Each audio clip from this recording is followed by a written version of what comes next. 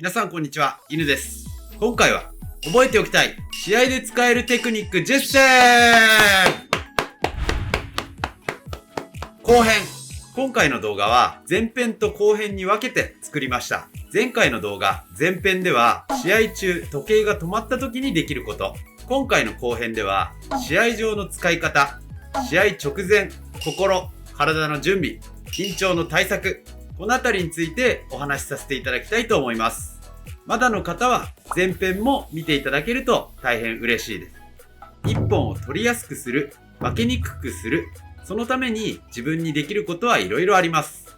打った打たれただけの平面的な試合をいろんな要素を絡めて勝ちに行く立体的な試合に捉え直してみましょう。今回の目次、時計が止まっている時のテクニック、試合上の使い方、試合直前、それでは行ってみましょう。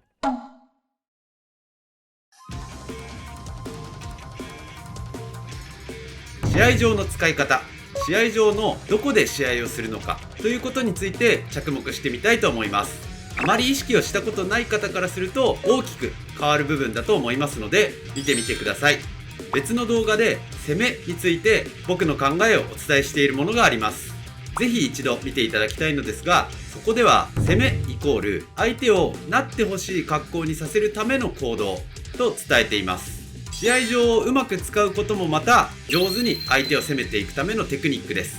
相手を動きにくくしたり、自分が技を出しやすくしたり、相手の攻撃を防ぎやすくしたり、いろいろできるんです。前回の動画で10選のうち4つ目までいったので、今回は5つ目から。5つ目、後ろを広くです。試合上ではできるだけ自分の後ろが広くなっているように立ち回りましょう。後ろが広いと引き技が打てる。前に出て打っていく技も当然使えるし、つばぜり合いからの引き技や技を打って後ろにさばくこともできます。体当たりを受けても場外反則にならない、反則の心配をしないで戦うことができます。相手の攻撃を引いて避けることができる。前に出ながら相手の攻撃を防ぐこともできるし、後ろに余裕があるので下がりながら攻撃を防ぐこともできます。このように後ろが広いといろんなことを選ぶことができます。自分の後ろ側を広くするために相手と体を入れ替える方法や練習を引き技1の動画で紹介しています。ぜひそちらも見てみてください。6つ目、後ろを狭くです。後ろが狭いとどうなるでしょう。後ろが狭いと引き技が打てない。下がる技を出すと場外反則になってしまう。あるいはその後の体当たりに耐えられない。体当たりを受ければ場外反則になりやすい。反則の心配を抱えながら判断しなければなりません。場外に出ないことを気にしすぎてガードが遅れてしまうこともありえます。相手の攻撃を引いて避けることが難しい。わずかなスペースで避けることは難しいし、その後の体当たりに対応できないと場外に出されてしまう。基本的に前に出るしかない。相手に比べて自分はこれだけ不利になってしまうんだということを知って、なるべく広い方にすぐ回り込むという対応をすることがまず一つのポイント。しかし相手目線に立って考えてみると面白い可能性も見えてきます。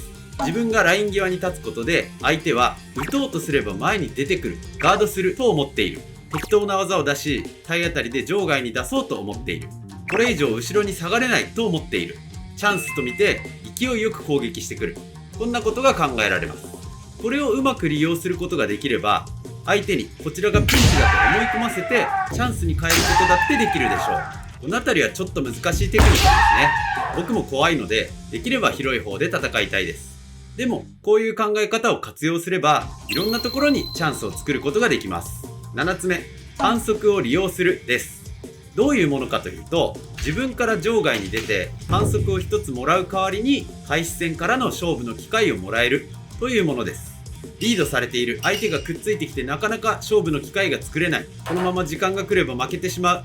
こういう時に一度だけ使えるものです。何もしなくてもどうせ負けてしまうなら最後までできることをやってやろうという方法ですね。これには発動条件というか注意しなければいけない点があります。反則をもらっていないこと、当たり前ですが一応早い時間にやらない方がいい。一度反則をもらうということは結構重いことなんです。つばぜり合い関係の反則、時間空気の反則、もう一度でももらってしまえば相手に一本なので、かなり神経質に戦わないといけなくなってしまいます。また場外反則も気にしなければいけません。自分がライン際に行けばそれは全て相手にとっては一本のチャンスとなってしまいます。コートが自分だけ1メートルぐらい狭くなると考えておいた方がいいでしょう。このように不利な戦いになるので、できるだけ残り時間が少なくなって最後の手段として使うのが良さそうです。このまま時間が来てもまだ勝負が決まるわけではないのに、焦って使うのはちょっといまいち。大将まで勝負がつかないで回ればまだまだわからないのに、焦って副将が場外に出て開始戦から無理に飛び込んで打たれて、そこでチームの負けが決定してゲームセット。これはもったいないと思います。チーム事情にもよるところとは思いますが、最後までつなげばまだ何があるか分かりません。チームの作戦も大事にした上で判断して使いましょう。試合直前、8つ目、緊張をほぐすです。緊張は悪いものではないとよく言われますよね。適度な緊張はパフォーマンスを上げてくれるなども言われています。ただ、過度な緊張はパフォーマンスを下げるなんてことも言われています。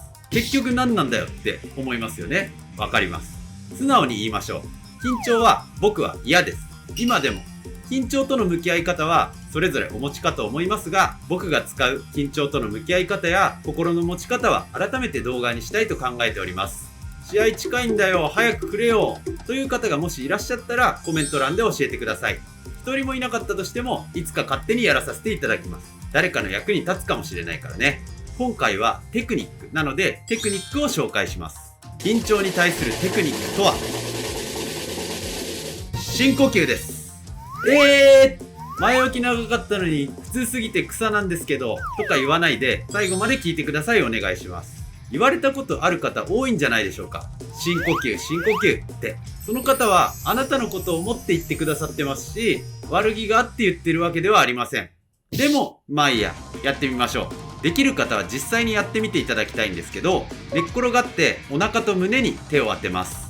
意識しないで大きく吸い込んで吐くと、僕の場合は胸が動きます。これが胸式呼吸です。今度は意識してお腹が膨らむようにして吸い込んで吐いてみます。これが腹式呼吸です。腹式呼吸は副交感神経が優位になって緊張状態を和らげると言われています。逆に胸式呼吸は交感神経が優位になって緊張状態を作ります。難しい言葉出てきちゃったよね。簡単に言うと、お腹が膨らむように深呼吸すれば少しリラックスできて、胸が膨らむように深呼吸するともっと緊張しちゃうって話さ。みんなこっちやってないですか？だから言ったんですよ。過去あなたに深呼吸を勧めた人も悪気があって言ってるんじゃないって。でもここまで言ってくれないと分かんないって普通。はい、ということで腹式呼吸練習で緊張する場面を作って試してみてください。それでももうガチガチでさ、もう助けてよ犬って方、大丈夫大丈夫、まだ強いお薬ありますから。緊張との向き合い方の動画楽しみにお待ちください。9つ目、体の準備です。ここも好みがあると思いますので、必ずというわけではありません。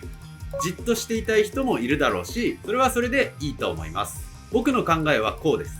剣道は直前にアップがなかなかできないんですよね。だいたい開会式前にアップして、遅いと第1試合がお昼頃なんてこともあります。もう体温まってないです。さらに緊張が押し寄せてきて硬くなる。これでせっかく練習してきたのに力が発揮できないというのはもったいないですよね。面をつけて目の前の試合が終わったらいよいよ自分の番というところを想像してみてください。とにかく足を動かしましょう。その場足踏み、左右、その場踏み込み、円の足さばき、何でもいいです。何もしないより格段に動ける体になることを僕は実感することができました。気持ちも体も整っていきます。竹刀を逆に持って振る。唾と唾止めをつけた状態で逆さまに持って振ります。10本程度振ってみましょう。唾止めが緩くて飛んでっちゃうとかは絶対やめてくださいね。場所が狭ければ小さく振るでも構わないです。その後、試合に入る直前、普通に持って構えてみると急に竹刀が軽くなっています。戦う気持ちを後押ししてくれますよ。初めに言った通り無理にとは言いません。でも試合前のちょっとした工夫で一つ差がつくならやるべきですよね。10個目、ラストはスイッチ。試合前自分にスイッチを入れて戦闘モードに切り替えましょう。負けたらどうしようとか打たれたくないとか、いろんな気持ちが湧いてくることでしょう。こんなのは今考えてももうどうしようもありません。そういう気持ちを捨てて開き直る強さを持つことが重要です。ここまでできる限りのことはやってきた。この自分が負けたらもうそれはしょうがないじゃんって覚悟を決めて楽しみに行きましょう。スイッチを押した瞬間からそういう気持ちを切り替えて前を向く。そのための動き、スイッチを決めましょう。イヤホンをして爆音で気分が乗る音楽を聴くでもよし、胴タレを外してストレッチをしながら気持ちを作るでもよし、ポンと自分の胸を叩くでもよし、何でもいいです。これは僕は必須のテクニックだと思っています。いろいろ試しましたが、僕はこれというものを一つ持っています。ちょっと恥ずかしいので言いません。皆さんもスイッチ何か作ってみてください。はい、いかがだったでしょうか。よーく考えてみると、向かい合った相手のことだけでなく、場所や時間帯、自分の状態など、有利に進めるために考えられることはたくさんありそうです。例えば、試合開始の瞬間の開始戦での気持ちと、あと数秒守りきれば勝てるという時の開始戦での気持ち、違いますよね。戦っている相手は機械ではなく人間だから、いろんな工夫が思いつきそうだし、楽しめそうじゃないですか。最近は特にコメントで相談や質問をしてくださる方が増えてきました。僕は剣道の話をしたり考えたりするのが好きなので嬉しいです。緊張したり悔しい思いをしたりとんでもなく嬉しい思いをしたり、それは普通に生きていたらなかなか味わうことのできない感情だと思うんです。できるかわからないことにチャレンジする瞬間に立っている、その自分を誇りに思って頑張ってください。応援していますよ。僕も日々頑張ります。これからも剣道を楽しんでいきましょう。それでは。